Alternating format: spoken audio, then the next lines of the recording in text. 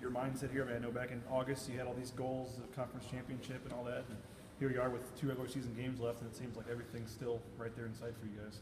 Yeah, we're so excited that our goal of winning the Mountain West Conference Championship is still alive, and we are able to control our own destiny, and we're in a really good spot right now.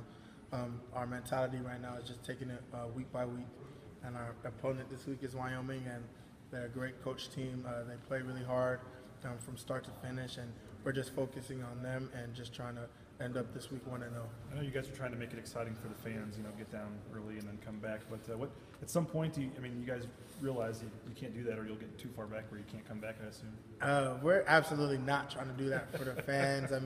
I guess it makes for good television, but that's not our mindset going, and we really want to start fast. And that was really our mindset. This practice was starting fast when we went from each drill and each period, and we really had a great practice today. And we really hope that coming out against Wyoming, we'll have a great game and we'll start fast. You mentioned Wyoming. What kind of stands out about those guys? And you mentioned the effort. I think that's seeing a lot of people said about that team, and obviously knowing their coaches past at North Dakota State won national championships.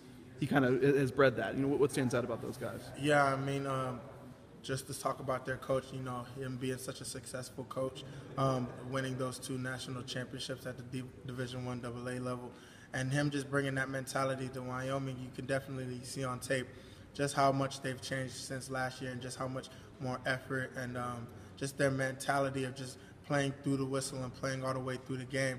And it's really shown up on film, and those guys are doing a really good job up there. So you kind of commented on it after the game, but getting in the I formation, getting a fullback in front of you, what is that power football? What goes through, when those play calls are called in, or you're about to try to finish off a team like that? What goes through your mind? Those are my most favorite plays. I love running power. It's just a play where it's a physical play.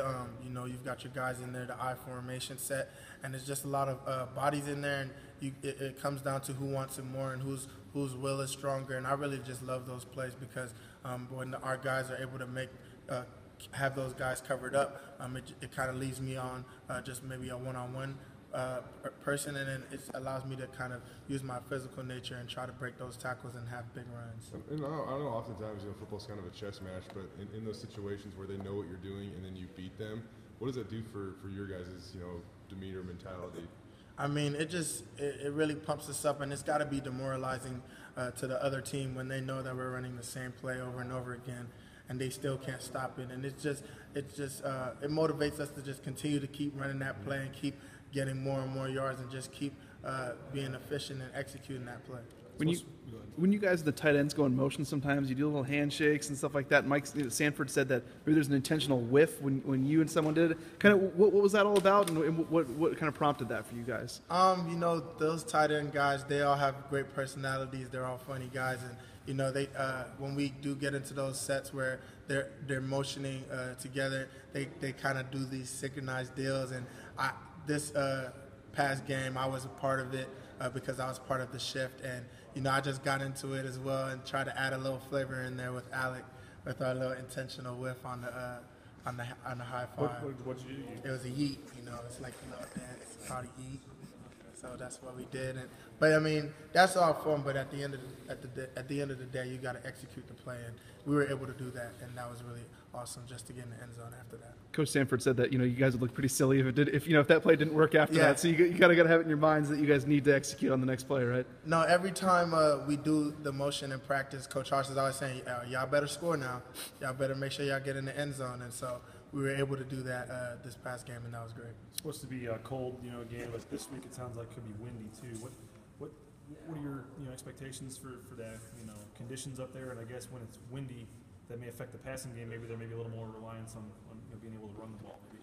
Yeah, Wyoming, their weather is kind of similar to ours. We played in a really cold game against San Diego State, so I don't think the coldness is going to surprise us very much. Just with the wind factor, that might be a little bit of a thing we might have to get adjusted to being up there, but I don't think it's going to be too big of a deal. And if we do need to run the ball, I know that we'll be able to do it efficiently and execute it to where that we'll be able to open the passing game up as well. Yeah, why have you been so good in the fourth quarter? The numbers are kind of staggering. You lead the NCAA in fourth quarter rushing yards by 100 yards right now. It's just the mindset of just being able to carry my team all the way through the game.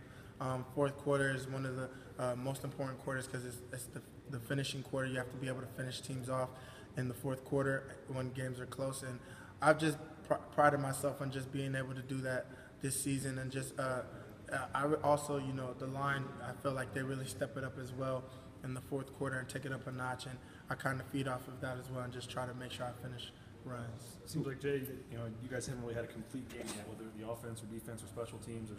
Do you still feel like there's a lot of potential for you guys that you still haven't really put a full game together?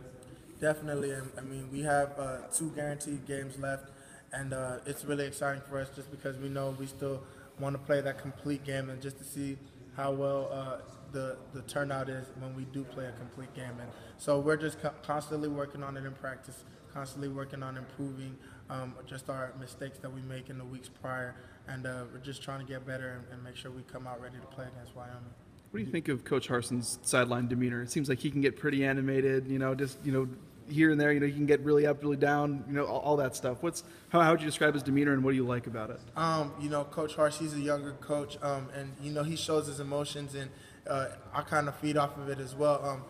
Just to give an example, when we had that interception by Clee, and we were about to run our play after the third quarter going into the fourth, he kind of got in my face, and he was like, "Let's go." He got right up to my face, and my face mask, and was like, "Hey, let's go get an end zone." And I fed off of that, and I fed off of his emotion, and I knew that we needed that touchdown, and it really helped me to be able to just motivate myself that I need to get this touchdown for my team.